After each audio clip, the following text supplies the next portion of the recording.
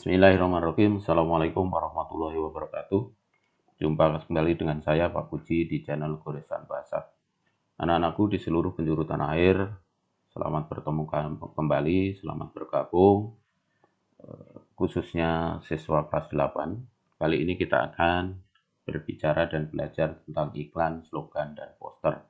Ini merupakan KD 3.3 dan video pembelajaran yang ke-38.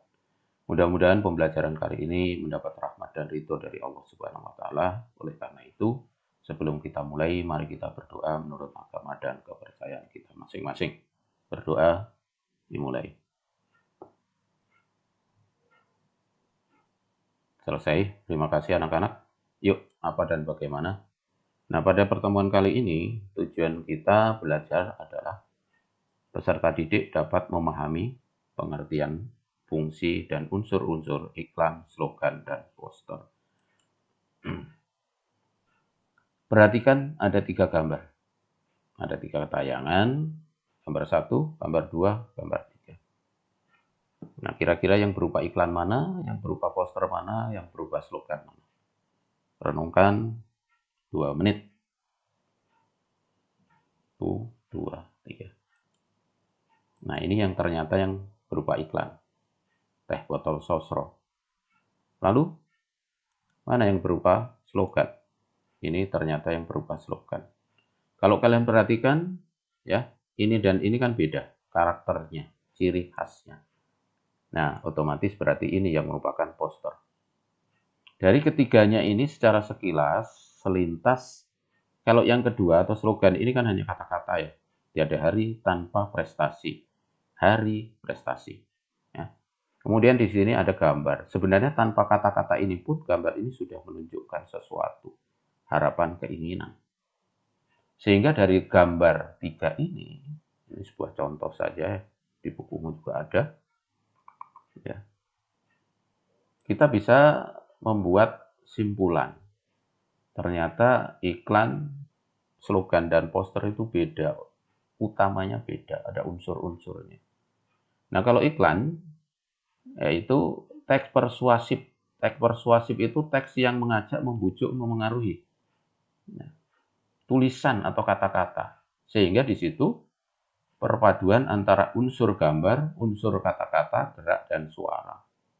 Kalau berbicara unsur ini ya. Sedangkan slogan, teks persuasif yang mengutamakan unsur kata-kata. Sehingga tadi yang kedua atau tadi tidak ada gambarnya. Tiada hari tanpa prestasi. Kemudian yang ketiga, poster. Teks persuasif yang mengutamakan kekuatan gambar dan kata-kata. Dipajang di tempat umum. Jadi ciri khasnya itu gambar sebenarnya. Makanya tadi saya katakan tanpa kata-kata sebenarnya gambar tadi sudah mewakili di gambar 3 tadi. Dipajangnya di tempat umum, poster. Yang banyak dilihat orang. Ini perbedaannya. Lalu persamaannya apa? Nah, ini ternyata persamaannya ketiganya ya, bertujuan membujuk khalayak agar berbuat sesuatu. Kalau tadi teh botol sosro ya artinya yang baca iklan itu diharapkan membeli. Tiada hari tanpa prestasi.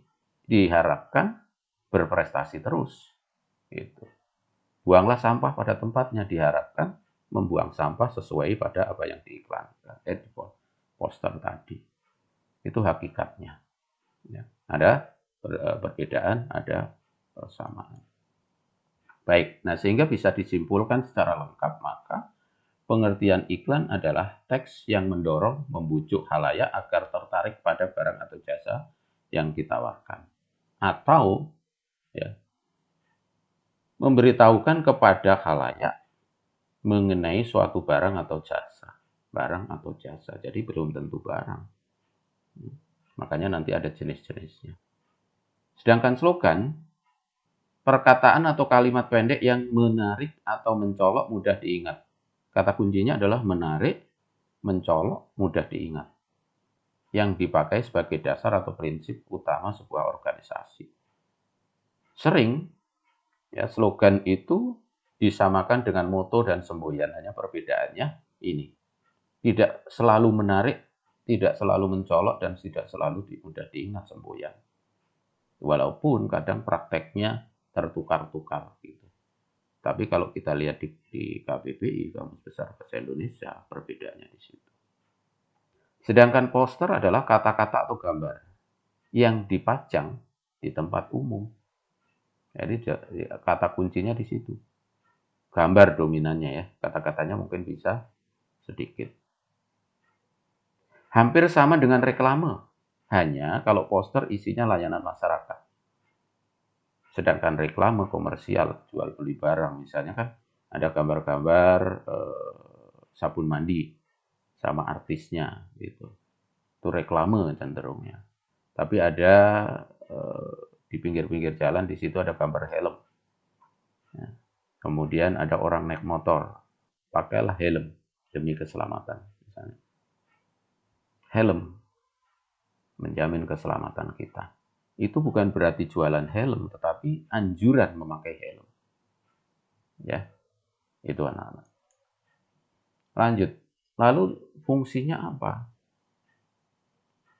Ada 4 pendekatan, ada 4 tinjauan dari perusahaan berfungsi apa, perkantoran berfungsi apa, pemerintah apa, dan perorangan apa.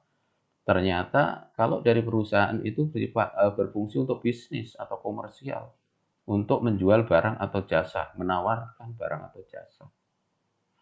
Kalau perkantoran untuk mendapatkan karyawan, ya, bisa untuk menginformasikan lowongan kerja. Kalau pemerintah untuk menyebarluaskan informasi dan layanan kepada masyarakat. Ini fungsinya dari pemerintah. Sedangkan perorangan untuk membeli atau menjual barang pribadi. Itu fungsi dari 4 tinjauan. Jenis dan macamnya iklan. Secara garis besar sebenarnya ditinjau dari 2 sisi, 2 hal. Yang pertama adalah isi dan tujuan, yang kedua media penayangannya.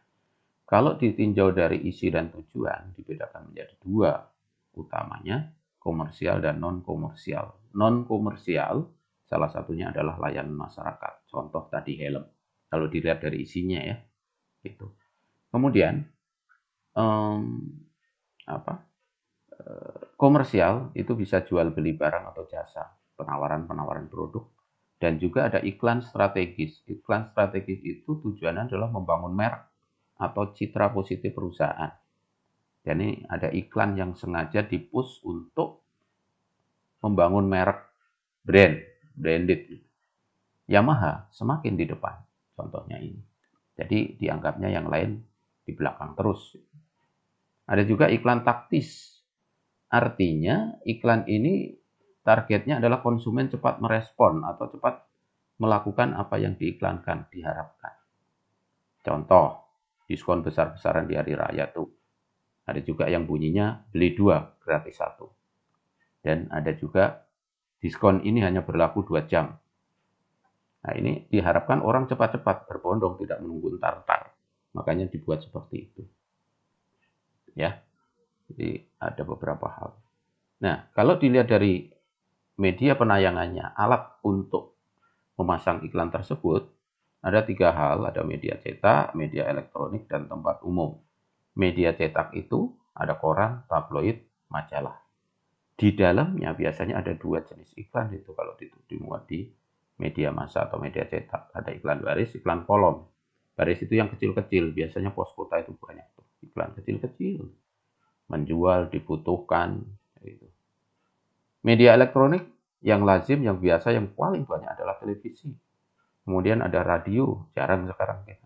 Ada komputer, ada internet. Biasanya di YouTube tuh banyak ya muncul iklan-iklan. Berikutnya adalah tempat umum, ada di pasar, di terminal, di bandara, di stasiun. Itu ada muncul penayangannya. Ya, media-media iklan. Iklan-iklan yang seperti itu sebenarnya terkategori ada poster, ada reklame. Sebenarnya bobonnya atau pijakannya itu adalah iklan. Iklan itu ada yang sifatnya reklame, ada yang sifatnya poster kalau dipasang di tempat umum gitu. Ya. Itu macam dan jenis. Sehingga untuk mengukur pemahaman kalian pada pertemuan kali ini, maka ada latihan. Yang pertama, apa yang dimaksud dengan iklan? Sebutkan fungsi iklan. Di manakah kalian dapat menemukan iklan, apa persamaan iklan, slogan, dan poster, serta apa yang dimaksud dengan iklan taktis, dan tuliskan contohnya. Jadi ini sekedar untuk menguji, ya latihan-latihannya juga banyak yang ada di buku paket, kalian bisa latihan sendiri. Demikian anak-anak pertemuan dan perjumpaan kita kali ini, mudah-mudahan bermanfaat. Namun seperti biasa sebelum kita akhiri ada sebuah renungan yang berkaitan dengan cita-cita. Gantungkan cita-citamu setinggi langit dan gapailah setinggi bulan. Niscaya engkau akan mendapatkan yang terbaik. Amin. Terima kasih sekali lagi. Mudah-mudahan pertemuan kali ini mendapat rahmat dan ridho dari Allah. Ada kurang lebihnya mohon maaf. Billahi taufiq wal hidayah. Wassalamualaikum warahmatullahi wabarakatuh. Dan sampai ketemu di Kurisan Bahasa dengan video-video yang menarik lainnya. Terima kasih.